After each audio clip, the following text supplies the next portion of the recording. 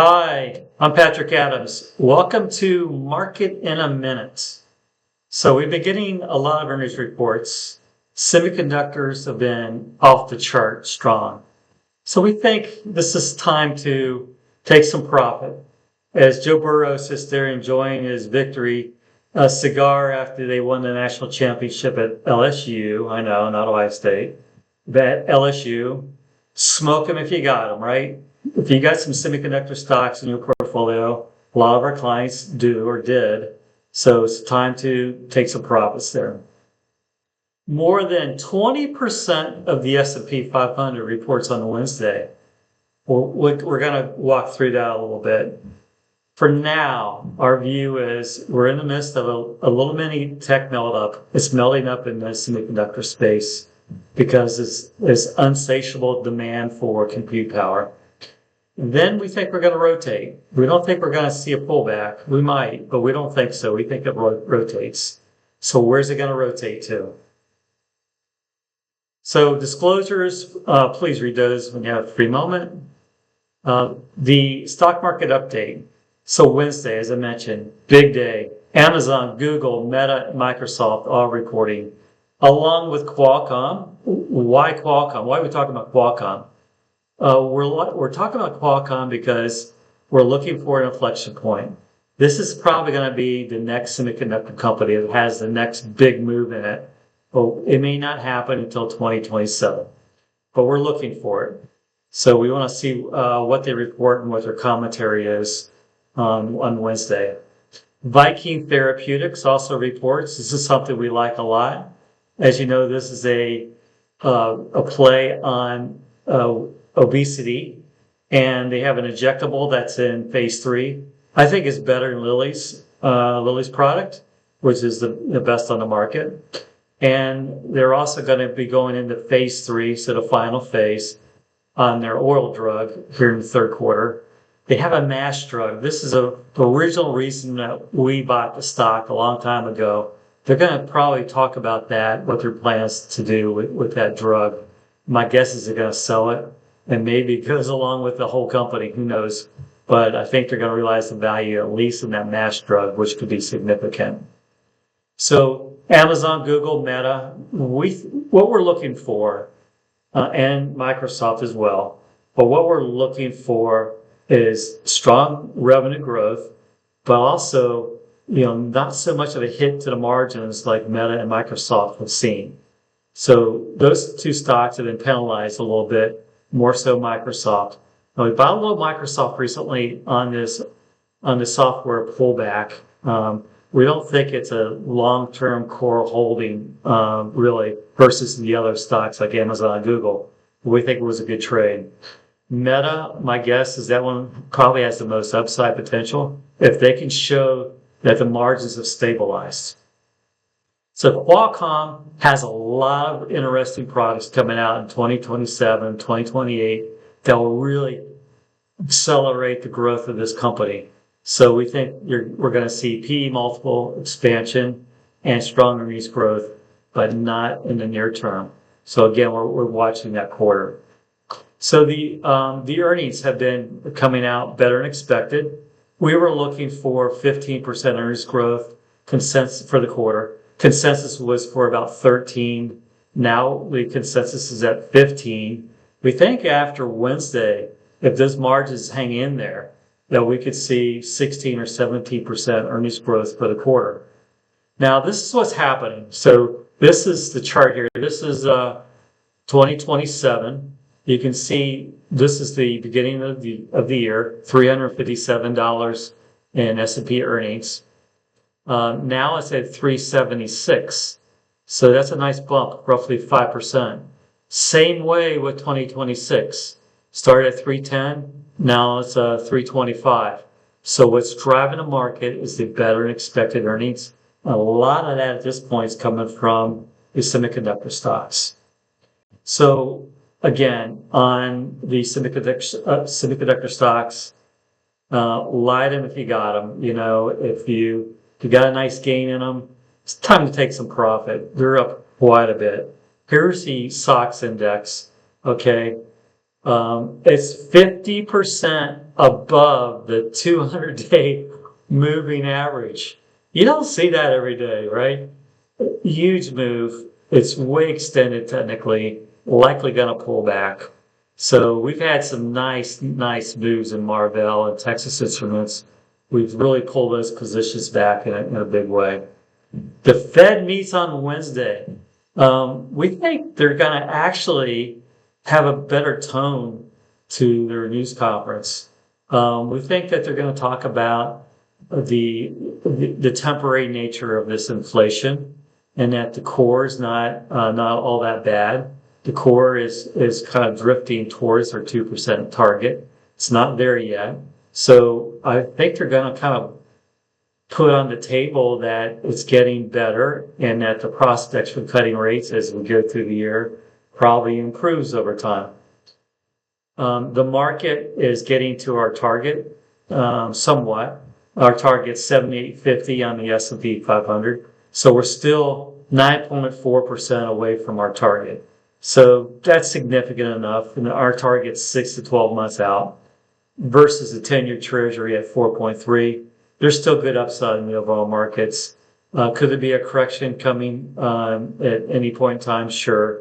But we still think that there's adequate upside to maintain, a significant long position in the overall markets. The next big move, okay, we think the next big move for the market, maybe it doesn't come, right away. Maybe it's later this year or into 2027. But the next major move is going to probably be Fed driven.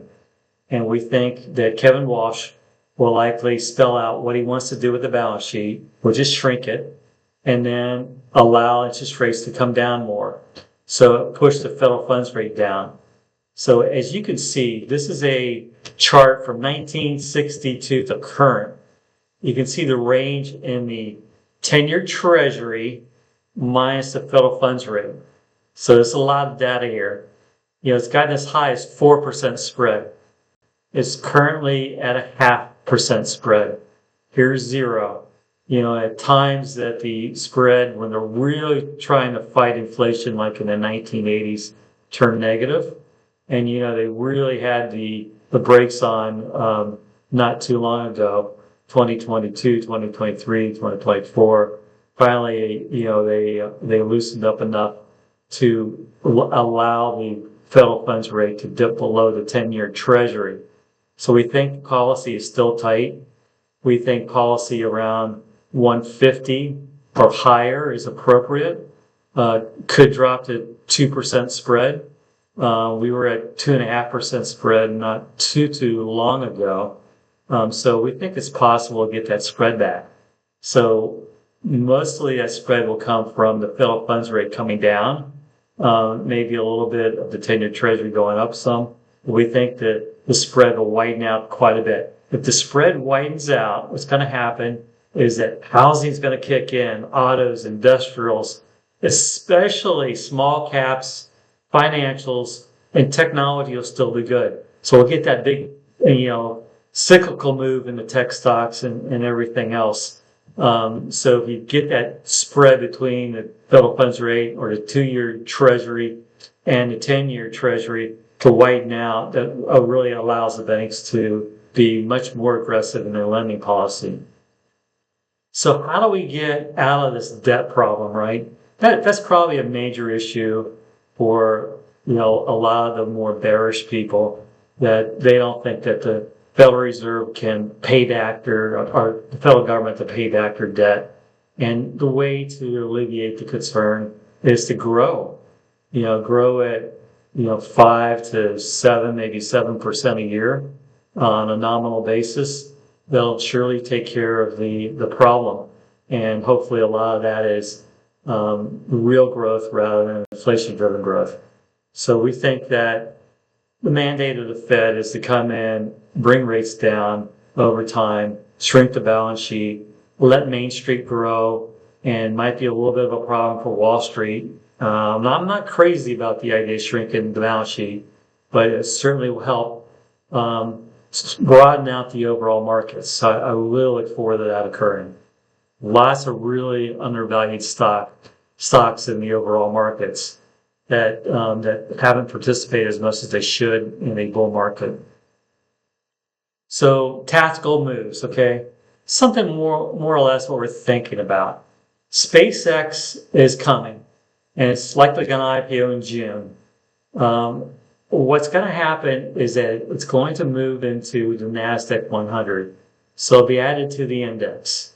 So it's not going to be, the SpaceX is supposed to be 1.5 trillion in size, but they're only going to float maybe 50 billion, or maybe it's more, but it'll get its way into the NASDAQ 100. If you're a manager or you're a ETF that mimics the NASDAQ 100, you're going to have to buy SpaceX. You have to buy it in a big way. So that's just naturally going to push that stock up quite a bit. So we think it's an interesting setup. So as it comes public, if it doesn't gap up really in a big way the first day, I think it's really worth buying because you're going to see quite a bit of follow through. So Wednesday's earnings are going to be really important to help us figure out what the next big move is in the overall markets. What's the next tactical move? Where are we going to shift a little bit of money around to? So we want to see good earnings out of those big four companies that are reporting, and then making sure that the margins are good. And if they're all good, then maybe those stocks could continue to run for a while. So right now, technology sector, the semiconductors, have been sucking all the liquidity out of the markets. It's been going into that group, and everything else has been kind of lagging. So if we get a rotation, could be a really nice rotation. So our thought process is, one, we could get a melt up in tech. Two, we could get a rotation. Or three, we could get a correction. So we're leaning towards the first two. So maybe tech has a ways to go still. A little shift out of semiconductors. And then we're going to see a rotation. This is our view. So the S&P 500 still has roughly, 9% upside. It's up off the 200-day moving average, only 6.9%. So here's the S&P. Here's the 200-day, roughly 6,700. So it's up above the 200-day by roughly 7%. So when we get concerned about the S&P being so far above the 200-day, it's usually when it's 12% or more. So at 7%, we're not overly concerned about it. But the chart looks like there's a long way to drop. We think that that support level around 6,900 is probably going to be pretty solid support for the S&P 500. So bottom line is, if you got some profits in these, technology companies, semiconductors that have moved quite a bit, take some profits. Be a little patient. We think that the consumer stocks that are going to report over the next couple of weeks give us a really good idea of what looks interesting. So we want to get in more into the consumer space. If those earnings reports confirm the fundamentals, we've had all the tax cuts by Trump for the consumer. We want to step into those because we think there's quite a nice move upward in those stocks. So a rotation to occur. So there's plenty of attractive stocks if the market chooses to rotate. So just keep in mind, what we've done is from the start of the year is we were very conservative, had hedges in place. The market dropped nearly 10%, took our hedges off, got more invested, bought a lot of good stuff, bought a lot of semiconductor stocks, right? Or some semiconductor stocks. We made good money in those. Now we're thinking, okay, what's the next big move in the overall markets? We're not thinking the market pulls down significantly, but may pull down some. So we're looking at rotating to other sectors of the market. You notice we haven't even brought up Iran. So it's real nice not to have to talk about that. So we think Iran is in the rearview mirror, more or less, and that's being resolved.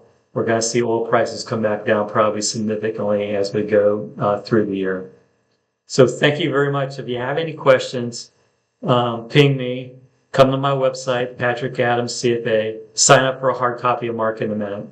And we look forward to helping you out any way you can. If you're interested in my strategies that I manage as a portfolio manager, come over to the PVG website and you can check out some of our strategies. Take care.